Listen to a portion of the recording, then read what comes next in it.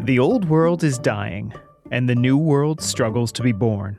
Now is the time of monsters. Attributed to Antonio Gramsci, 1929. Welcome back to the politics of New America.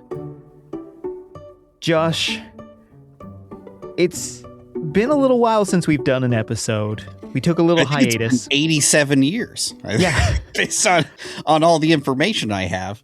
And honestly, all we missed was the crumbling of the current world order, the kidnapping of a head of state, the near collapse of NATO, and boy, I guess we got what we're getting for Epstein's, the Epstein files as well. So, unfortunately, everything happened while we were away, and everything continues to happen. But we're going to do our best here. And I was trying to think of how in the world we were going to come back to this, because there's and so to much... help us with just that is Billy Joel. Seriously, we did consider doing a "We Didn't Start the Fire" parody, but it would have been about 17 minutes long. Would have been sadder than Greensleeves, I think. Yeah. We would have oh dear Lord. We also missed, of course, the kickoff of ICE's move to executing American citizens, which I think is also kind of notable. So what I wanted to do, at least this episode back, and we might do a few episodes kind of around the themes of what we've seen, and maybe the themes of 2026 so far. And because I want to hit on a lot of what happened over the winter while we were on break, but I also want to be cognizant that things continue to happen, and we'll have to cover them as they do. But for this week, I thought we would hit on kind of one of the major themes of the last couple months, which is the disintegration of the post-war world order, America alone. And this is incredible because we've seen this and we've talked about America's withdrawal from various organizations, kind of its step back into isolationism, but it really kicked into gear over the last little while. So today we're going to kind of hit on all of the things that Trump's America is pulling back from in terms of that loss of American soft power, which we'd talked about a little bit before, and it's so funny the way that they managed to do it, where it's like they're giving up so much for what is really only good optically to their very hardcore base, because really, like, the best way I can describe it is that it's like America came to the party with their own cocaine, and they put out like 5 lines and did one of them and then just left. Like, I mean, I know they ain't gonna go stale, but come on. So I don't know. Well, yeah, the incredible thing about it is that this is a world order that America built and largely to their benefit. And so to see it collapsing in real time, honestly, is pretty incredible.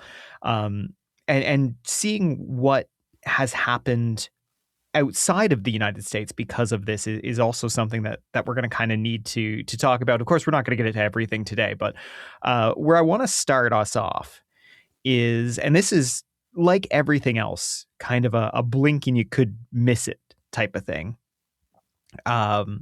It was January, I believe, 7th or 8th, and Trump announced that the U.S. was going to leave 66 international organizations. Most of these fall under the United Nations, which, of course, Trump has always had kind of an antagonistic relationship with. And we've already seen kind of them pull back from this. But this was kind of a big shot across the bow here of the international world order, and especially kind of what we would see as organizations that, like you said, follow or are an easy target because of Trump's base, right? So we have organizations that would be seen as environmental, woke organizations, things that are pro vaccine and pro kind of, I guess, health care in general. I don't World want Health Organization. What about the My Health Organization? Yeah, these are organizations that do a lot of good around the world, but are also kind of just places for world leaders and diplomats to get together and talk, right? And that's kind of the big thing about the United Nations in general. For all of the things that it does, and it does a lot of useful things, even if it fails at a lot of other things that you could argue it should do, it provides a forum. And it's been largely quite a successful organization, despite the fact that it is kind of always been a bit of a shoestring operation. With Which is Trump, an insane thing to say for it an is, isn't it? organization that's like, yeah, America. So if you don't mind holding on to like some of the last super like virulent like versions of of the worst diseases to ever grace this beautiful planet, if you could just like hang on to these for us, yeah, that'd be great. Like, It's the kind of thing where you're seeing organizations that within the United Nations that the United States was instrumental in setting up, and ones that they have benefited from immensely. Um, they're leaving these organizations, so it's it really is quite astounding. So even stuff that you wouldn't think that the United States would be against, stuff like the Global Counterterrorism Forum, they're cutting support for, and each of these programs, because America was part of it, America helped fund it. And the way that the United Nations is set up, generally the lion's share of the funding comes from the most developed nations. And the United States has been the biggest contributor to the UN since its founding.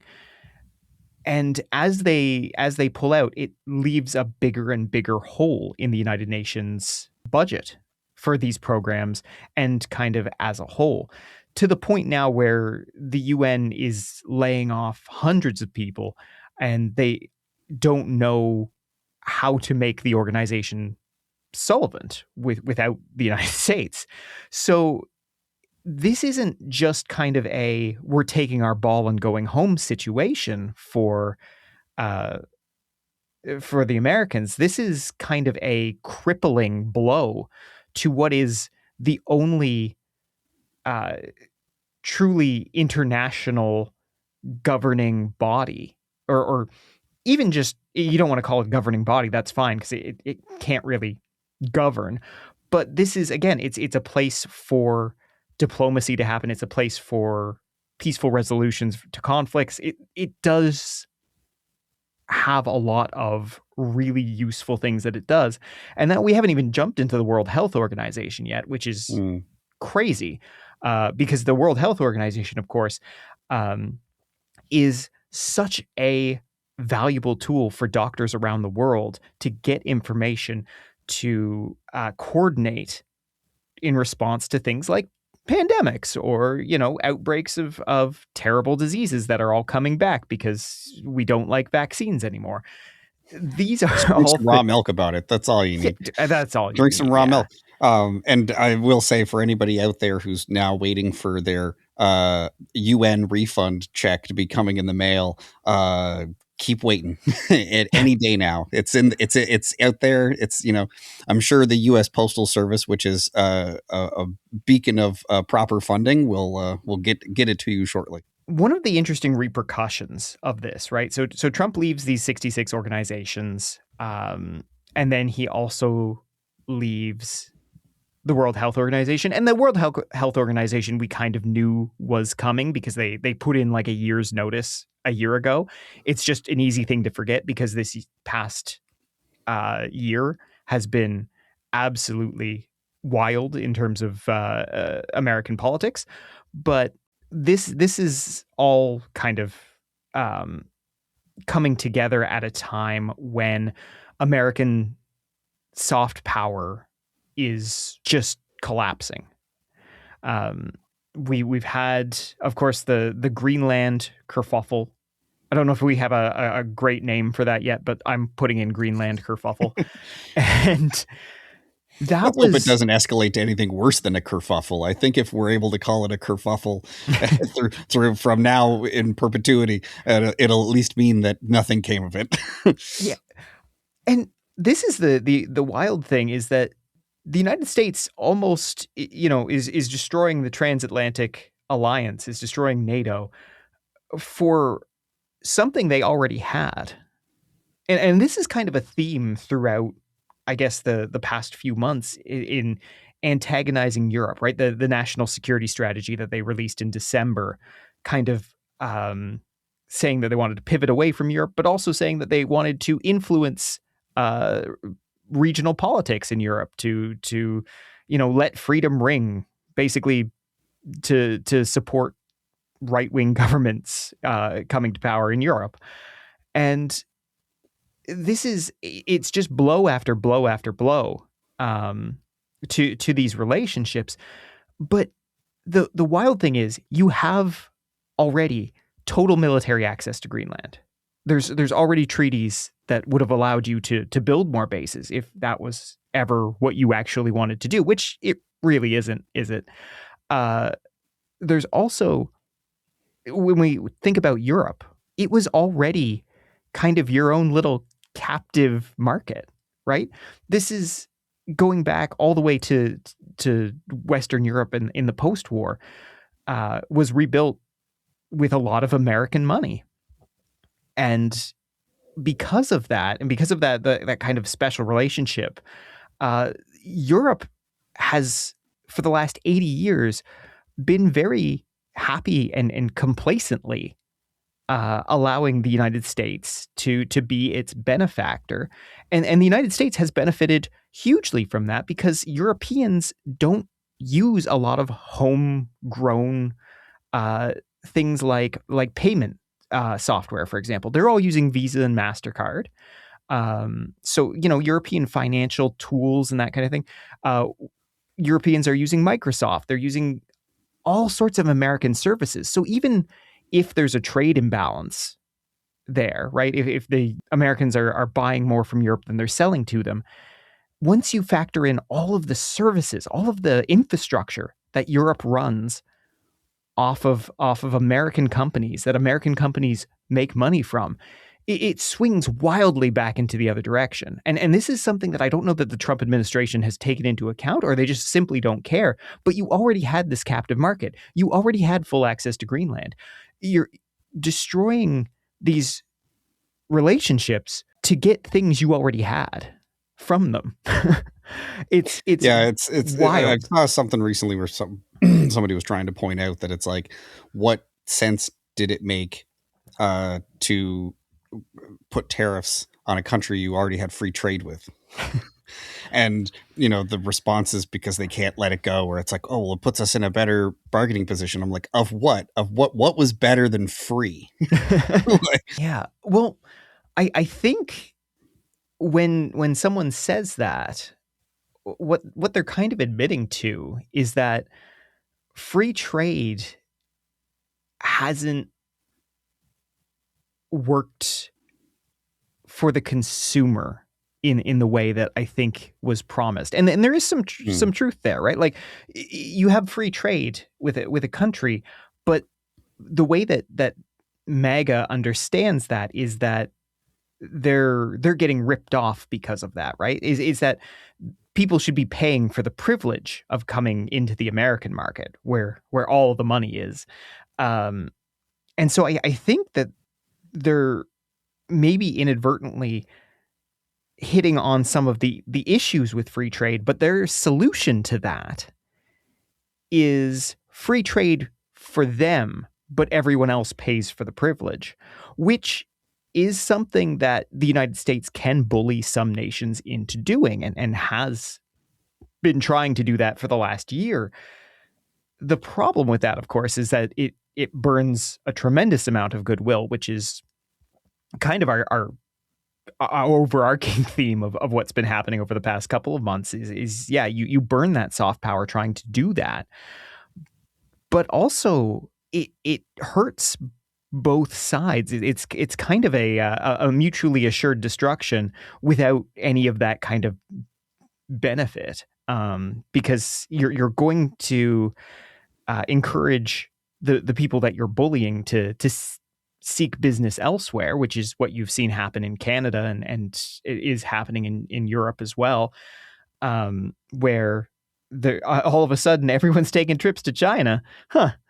In a liberal world order, a liberal capitalist world order, free trade makes the most sense, right? But we see that order isn't strong enough now. It's breaking down, and it's breaking down because the people who were its champions have turned their backs on it. And I'm honestly not a fan of the liberal capitalist world order. I think it's overall full of horrors. But what's taking shape now is far less stable, and is going to be a lot more, I think, dangerous in the short term. So It's going to be a roller coaster. This is going to be those like really like those games of Monopoly that go on way too long because you got too many house rules, and like family members are upset at each other, and you know some like some real dark losses could possibly be happening.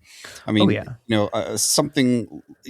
Obviously, we're in Canada, so we're very aware of what's happening with our new Prime Minister Carney, who's been going around to different places around the world to start making different deals to kind of get us away from America, trying to deal with China, India, South Korea, different places in Europe. And that's all well and good.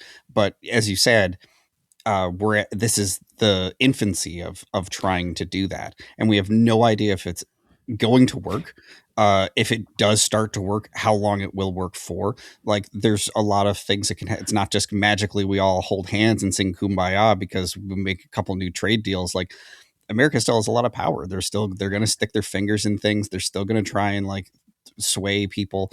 And as you said, the countries that kind of can't economically compete with that, if they fall on the other side of the fence and get bullied, then, this kind of trying to beef everything up by combining middle powers, it just isn't going to work. Yeah, and I did want to hit on Carney as well, because Carney did something at Davos, and I do hope that you listen to his speech or seek it out if you haven't seen it. Yeah. It made a lot of the news, yeah, and it was, and again, I'm not a liberal. I didn't vote for Carney. Not that we vote for our prime ministers here directly. What it was, more than anything else, was a prime example, maybe the best example we've seen, of the denigration of American soft power, because no leader in Canada, in Europe, any allied nation would dare make that speech before all of this happened, right? Mm-hmm. This was it wasn't a shot across the bow. It was an acknowledgement that we are not in the same place. And not only are we not in the same place, but to be able to say that the American world order, the world order that we have all lived with for all of our lives, is coming to an end, that there is this rupture between America and its erstwhile allies, is in itself a really important political development, right? We talked about this a few months ago on the show, maybe more than a few months ago now, but there was, back when America was only threatening Venezuela and hadn't abducted its leader, the president of Colombia came out and spoke against America in what they were doing in the Caribbean, and that was incredible too, because Colombia was a very important American ally in the region, and so for their head of state to come out and say that was, again, this kind of like, oh, this is, people are starting to push back, and now, for all of Carney's eloquence and the way he delivered that speech was very, very well done. He got a very reasonable standing ovation for that. I think Trump got a standing ovation too. So no, Trump. There was a gaggle of Trump's people that were near the stage, and okay. Some of the footage that we have from American news only focused on them standing up. But yeah, they were kind of the hype crew that he brought along, whereas there's a more unanimous response to Carney. But yeah, it makes sense. He's a good speaker. He's a smart guy. Like he's got a bunch of degrees. He went to good schools. Like I might not agree with everything, but he's undeniably smart. Oh, absolutely. Yeah, there's no denying that he moves well in these circles, especially, and he does well at talking to people. He was a central banker. He does well at talking to people at Davos. That's not surprising. When we say, when he says that middle powers have to band together or else they're on the menu, it's a little bit more important for Canada. And anytime I say Canada or I say Europe, you can actually just like switch them out in your brain, because a lot of the same points exist between the two for this dependence on the United States. Canada especially, there's probably no more vulnerable nation. Geographically, of course, we are their hat, but also economically, it's just full on dependence. And I mean that not in to say that, we don't sell anything to anyone else. It's just that so much of our exports, the vast majority of our exports, go to the United States. Cross-border trade has always been kind of the lifeblood of this country. And I mean, we neglected to set up a lot of things here in this country that would have allowed us to do things more in-house because of the good deals and things that we had. I mean, our oil, we ship the oil down there to be refined and then they sell it back to us. Like that's what an insane deal they had. And then you think of things like lumber. I mean, there's all kinds of other resources. We're three extraction companies in a trench coat is what this country is. So, they had a sweetheart deal with us and they don't now. An extraordinary sweetheart deal. And we don't know what will come of the renegotiation of CUSMA or USMCA if you're in the United States. We don't know if that deal will come back. And because of that, economically, things are far more dire here in Canada than in a lot of places. But Europe, again, has a lot of the same issues, right? Their biggest export market is the United States and vice versa. So what do we do as a band of middle powers? And that's something that we haven't even begun to grapple with, right? We can make great speeches. We can elect leaders that are anti-American, but until we figure out how to break these bonds without destroying the economies of our countries, we are still joined at the hip to the United States, and what they do has an outsized importance to us, and that's why you haven't seen, as crazy as Trump has and his administration has been acting towards Europe. It's why you haven't gotten that big bombastic response, right? It's why they can get away with these constant barbs at Europe and at Canada, and that's why we'll always be polite, even when we're saying we have to do something about this. But make no mistake, the ball has begun to roll, right? And the rupture is happening, And so it's really just a matter of how we manage that. And does something positive come out of this? Does Europe finally find its power, its true independence? Right. This is the EU, the European project that came out of the Second World War, has always kind of been under the shadow of what is basically U.S. You could call it vassalization if you wanted to be mean, but the U.S. has always been its beneficiary. The U.S. has always been its big brother. Here in Canada, everything that you say about Europe, multiply it by 10. I do, in my day job, a lot of writing about the Canadian military. The Canadian military is so integrated into the United States military. I don't think for a moment there is any coherent plan if there was to be some kind of military incident between the two nations. And just like Europe, we've been complacent because we've always had this friendly big brother that, did some pretty bad things, but we were fine to look the other way because, well, hey, they're our friends and we do a lot of trade and, similar cultures, et cetera, the West TM. And now with that gone, we don't really have a leg to stand on militarily. We don't have a leg to stand on economically. And we're trying to build this capacity, and we have to build it very quickly. But the question is, can we build something that actually guarantees us some kind of independence from the United States? Because we're not there and the Europeans aren't there either. No, I mean, and there's the things that people don't even really consider. I think, everyday people, so much of our media is now American owned.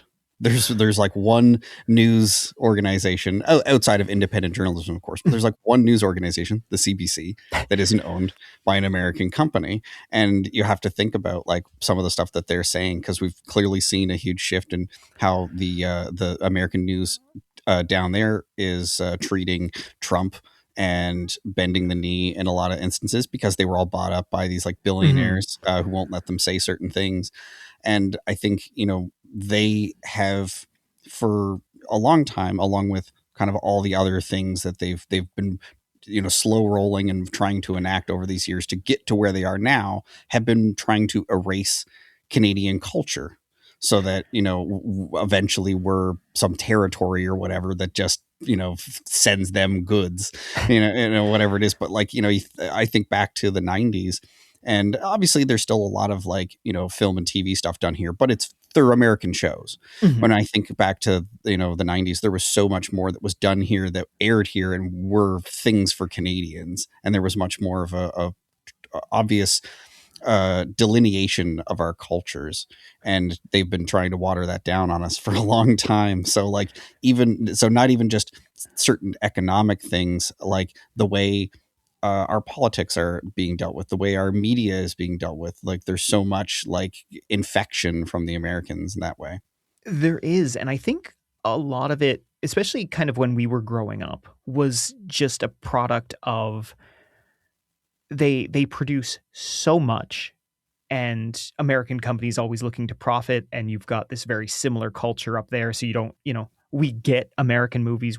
You don't have to put it in another language except maybe in Quebec. Yeah. Right. Don't have to change the title. Yeah. I think that was more of a function of capitalism back then, and just looking for markets and looking to push into our market because we have some money that we could give them. Yeah. I think now it's far more sinister.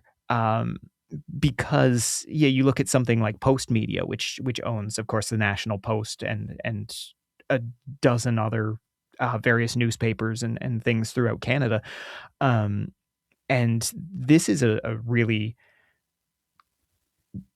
troubling ownership group, right? This is kind of an American hedge fund. It's got some links to various Republican leaning or right leaning people and organizations. And what we struggle with, and what Europe struggles with, is that American cultural dominance, which was seen as uh, just the consequences, I think, of just a culture that outputs so much, right? Now we're seeing these things as liabilities. Social media, all of the social media in Canada is of course just the big American social media things. Other than TikTok, I believe our TikTok is still owned by ByteDance. I think it's just the American one that was sold. But this is Yeah, there is where, differences in TikTok depending on where you go in the world, and that it is a yeah, very strange and striking thing. this is where our near century of complacency has gotten us, because we never developed these things for ourselves because we didn't have to. We could just use the American versions. And it goes all the way down to, like, I wrote the episode outline for this show on Google Drive, right? And the last thing I want to do is trust the American tech industry, but this is where we are. We don't have a lot of these things that are homegrown, and for Canada, that was never going to be an option, right? We're just too small. We're 40 million people. We're not a big player in terms of tech, in terms of that kind of innovation or development. But for Europe, this is the kind of thing that they should have been doing and needed to be doing, and now need to put into overdrive, is having their own solutions.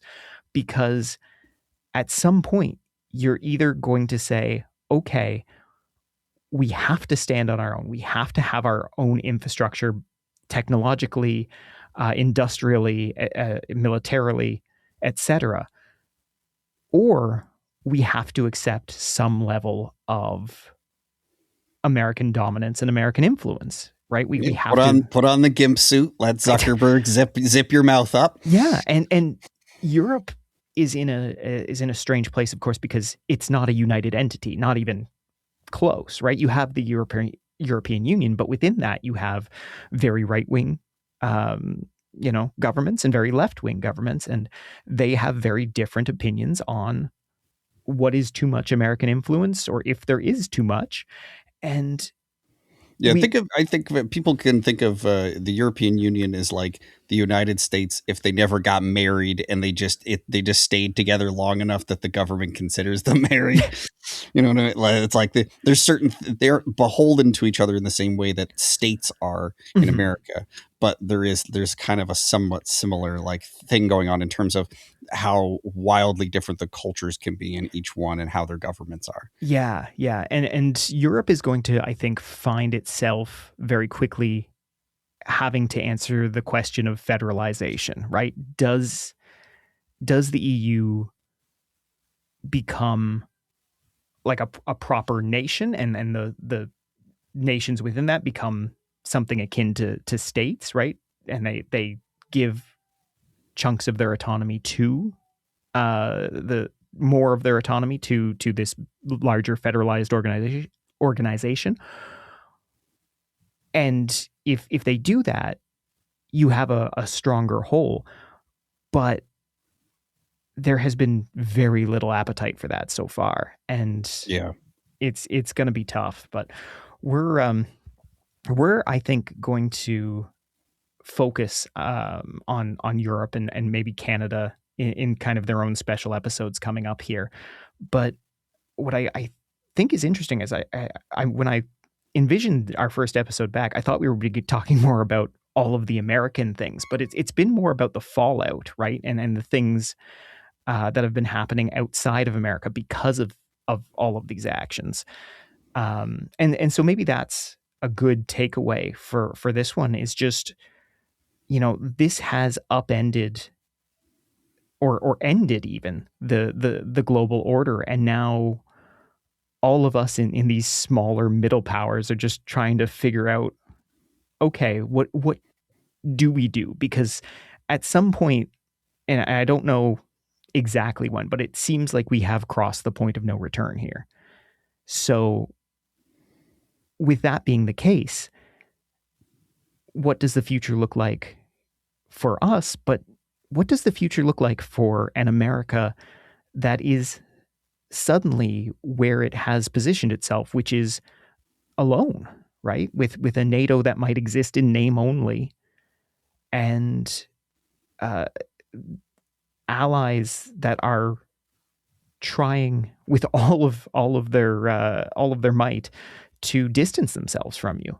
And this is a place where they have not been in our lifetime. Yeah, I mean, I think there's still that pipe dream of they're going to bring all the manufacturing back, and Joe American is going to make $55 an hour to put together a Nike sneaker, and you know, look, it'll be a beautiful future when it happens. I'm sure it had better be. But I think that's where we'll leave this one. We've got so much coming up. We're going to talk about, oh my God, all the things that have happened, the Epstein list. We're going to look at the US midterms coming up from both angles, the Republicans and the Democrats, kind of plot each side's, the route to victory. We have so much coming up this year. There's too much to talk about. If we did this podcast every day, we would have too much to talk about. Yeah, but, I think, as you said, I think this was kind of a good one to come back to be like, hey, guess what? There is a rest of the planet, and this is how everyone's kind of reacting to the craziness. Because I think people are inundated with what's going on in America. They might not have all the facts, but I think they're very aware of a lot of the things in broad strokes that we're going to talk about coming up. And as we kind of pick certain topics, so if we talk about ICE, that's going to allow us to talk about a wide variety of things and kind of cover a bunch of the stuff that has happened and what's going to be coming up. And so that's kind of what people have to look forward to. And I'm sure I'll think of some more Nicolas Cage jokes. I still haven't seen the movie where he plays Joseph, father of Jesus, yet. Yeah. And FKA Twigs is Mary, his father. And I'm like, I need that in my life. All right. Well, we are going, Josh and I will keep peering over the fence and saying, which is our job on this show. And until next time, I hope you out there have a great week. We're really glad to be back, and we'll be, I think, going pretty much straight on from now on. So looking forward to that.